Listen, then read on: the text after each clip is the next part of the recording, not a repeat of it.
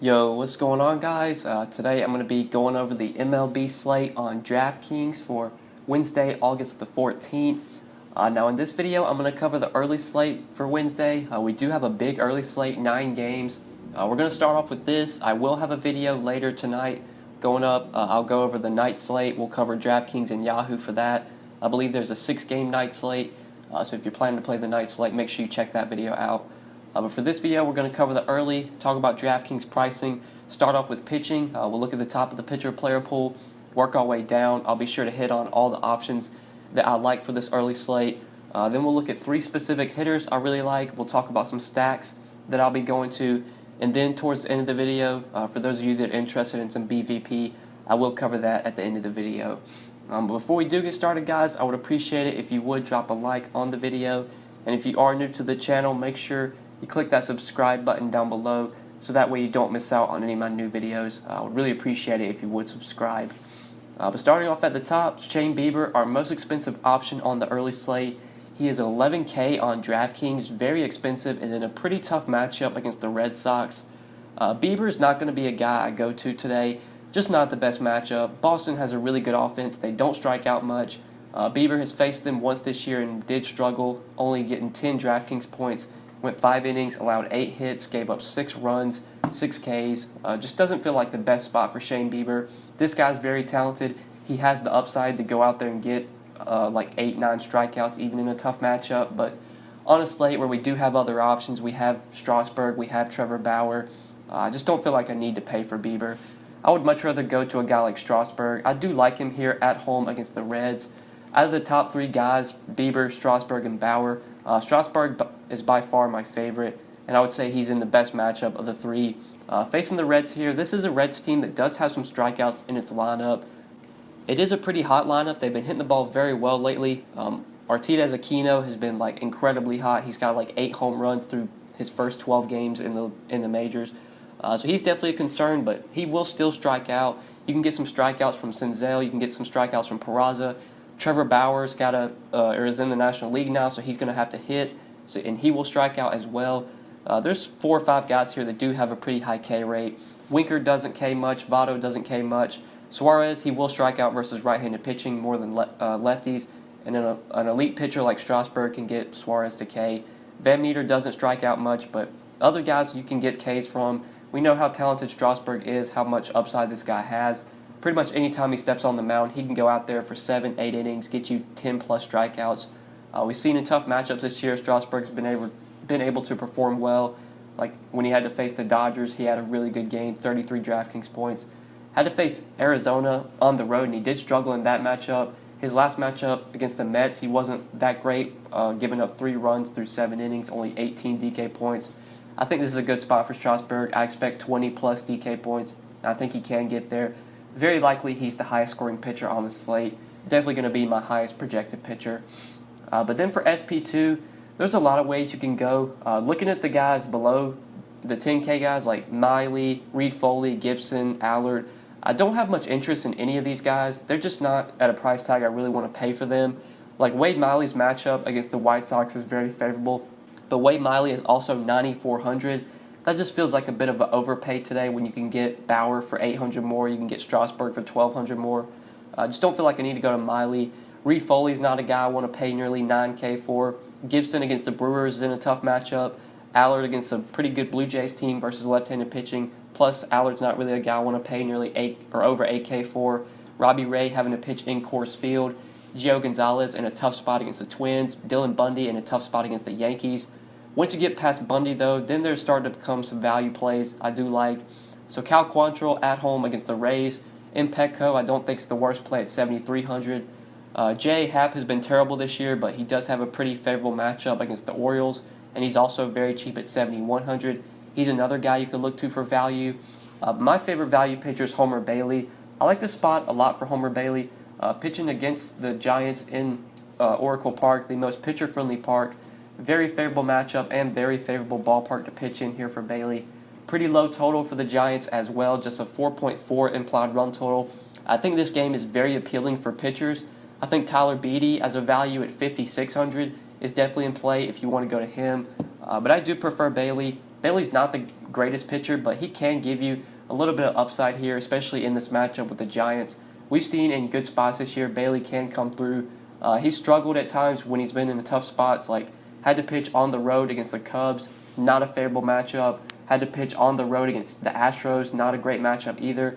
But then he got to face the Brewers at home, got to face the Rangers at home, and did pretty well in both of those starts. Got to face the Mariners at home and was pretty good in that start as well. Facing the Giants in a great ballpark for pitchers, this feels like a really good spot for Homer Bailey. Giants do have some strikeouts in their lineup as well, especially when you get towards the bottom. So I like Bailey a lot as a value option.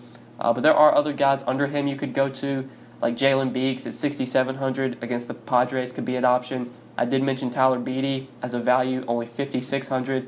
If I'm just going to if I'm going to full punt a pitcher and just play a really cheap guy, Beede's definitely going to be the guy that I go to. But I think that is it for pitching. I think we pretty much covered all the guys that I like for today. So let's go ahead and talk about some bats now. A team that I want to start off with that I really like today is the Diamondbacks versus Kyle Freeland. Kyle Freeland has just been terrible this year. In cores, outside of cores, he's just really struggled in general. Now he has to face a Diamondbacks team that does have some righties that can hit left-handed pitching well, specifically Marte, Escobar, Walker, Flores, Jones, even Nick Ahmed, even Carson Kelly's been pretty good this year. That 2 through 8 I really like. Tim LeCastro for 4,800 is not someone I'm probably going to be going to, but I do like mainly the 2 through 6 from the Diamondbacks. Two guys I really like from the D-backs. One that stands out for value is Wilmer Flores. He probably is going to be batting either 5th or 6th. He's very cheap on DraftKings. He's only 3,800 at second base. Wilmer Flores has always been a good good batter versus left-handed pitching just throughout his career. Definitely been better versus lefties than righties. And now he's facing Freeland, who has really struggled with right-handed hitters this year. Been giving up a lot of home runs to right-handed hitters. Plus, it's a great ballpark in Coors Field. I really like Flores today, and I love the D-backs as a stack. Also, Ketel Marte, one of my favorite spins on the slate. If I can pay it for any hitter, he's going to be a guy that I look to a lot here versus Freeland. Marte, a lot of power this year. Not something we've seen in past years. 24 home runs this year. Just a really good hitter. Does have some speed as well if he gets on base. 8 stolen bases on the year. And in Coors Field, if he hits the ball into the gap, he can turn a single into a double, double into a triple with how spacious the outfield is in Coors Field. So love Marte at 5,400. I love on DraftKings that you can play him in the outfield, so if you want to play him and Flores together, you can still do that. Marte, you can play at second, but you can also play him in the outfield. Really do like Flores and Marte from the D-backs, but obviously if you're full stacking the team, Escobar, Walker, Jones, these guys are really good plays as well. D-backs with a 6.6 implied run total, I'm pretty sure that's highest on the slate, only behind the Astros with a 6.7 against Ross Detweiler. The D-backs definitely going to be a team that I look to today. And then another team that I do like is the Yankees. Actually, the Yankees do have the highest implied run total on the slate right now. 6.8 implied run total versus Dylan Bundy. Dylan Bundy, not a terrible pitcher, but definitely a guy you can attack. He can give up a lot of home runs. We've seen Bundy at times this year just absolutely implode and get blown up. This feels like a spot where Bundy could just get blown up, having to pitch against the Yankees in Yankee Stadium. The Yankees are somewhat expensive, like Urshela's 5,100, LeMahieu's 4,900, but Judge at 47, Torres at 48 feel a little bit too cheap. Didi at 4,100 feels a little bit too cheap. My favorite play, though, is Gary Sanchez. I usually don't put a catcher in my 5 plays, but I feel like Gary Sanchez is just such a strong play today at only 4K. It's like let me see if I can pull up the pricing. He's like the same price as Darno. Drew Butera, I know he probably wouldn't even be in the lineup, but he's 4,100. Rene Rivera's 3,900, which doesn't make much sense. Christian Vasquez is 3,800 against Shane Bieber, which doesn't make much sense. So if you just look at the catcher pricing, Gary Sanchez at 4K here against a home run pitcher, or a pitcher in Dylan Bundy that will give up home runs, feels like a very strong play. Sanchez should be batting cleanup for this Yankees team. This is definitely a Yankees team I'm going to be looking to stack today, along with my Diamondback stacks. I do like the Yankees. They're going to be up there in terms of my stack percentage as one of my higher owned teams. And Gary Sanchez, whether I'm stacking the Yankees or if I just want like a catcher one-off, he's going to be a guy that I look to a lot at only 4K. But that's it for my 5 plays today for this early slate. Now, talking about stacks, I mentioned my 2 favorite teams, the Diamondbacks and the Yankees. Those are 2 teams I'm going to be really looking to for stacks. But other teams you could consider, Definitely some Astros if you're going cheap at pitching, if you're not paying up, which I don't think you have to pay up. This doesn't feel like a slate where you need to pay up at pitcher.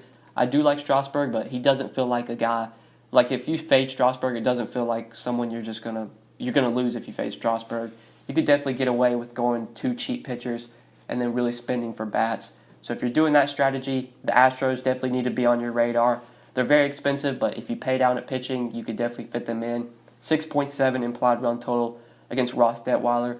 I do like the Astros. On the other side, if you want to play some Rockies bats versus Robbie Ray, you could definitely look to do that, but I don't think I'm going to be really going to the Rockies. I do have respect for Robbie Ray.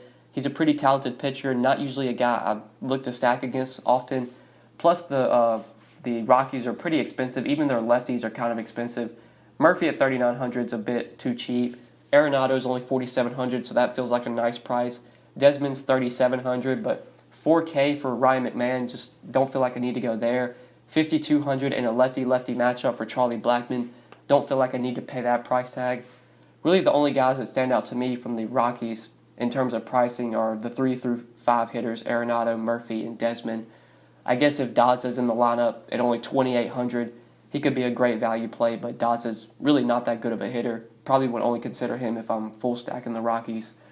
But that's probably it for me for stacks today. Mainly the Diamondbacks, Yankees, and Astros are going to be the teams I look to the most.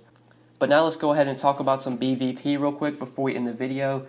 So starting off at the top, Renato Nunez, he's crushed J-Hap, gone 8 for 16 with 4 home runs.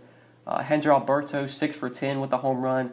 Trey Mancini, 9 for 27 with 3 home runs. So all 3 of those guys have had a lot of success against J-Hap. Aaron Judge gone 4 for 15 with 3 home runs off of Dylan Bundy. John Jay, 5 for 10 off Wade Miley. Just a couple more that stand out. Charlie Blackmon gone 20 for 45 with 5 home runs off Robbie Ray. Nolan Arenado, 14 for 40 with 3 home runs off Ray. Ian Desmond, 7 for 20 with 2 home runs. And then lastly, down here towards the bottom, Joey Votto, he's gone 6 for 18 with 2 home runs off Steven Strasburg. So that's it for BVP for the early slate, guys, and I think that is it for this video. Hopefully you did enjoy the video, and hopefully it did help you. Like I said at the beginning, I would appreciate it if you would drop a like and subscribe. Make sure you check out my video for the night slate. I will be uploading that later tonight. So if you're planning to play the night slate as well, I would appreciate it if you would give that video a like. But yeah, guys, I think that's pretty much it. Make sure you drop a like, subscribe. If you have any questions, feel free to hit me up on Twitter at the DFS_GOAT, or leave any questions you have down in the comment section below, and I will get back to you as soon as I can. But yeah, good luck tonight, guys. Appreciate you watching the video. We'll see you in the next one. Peace.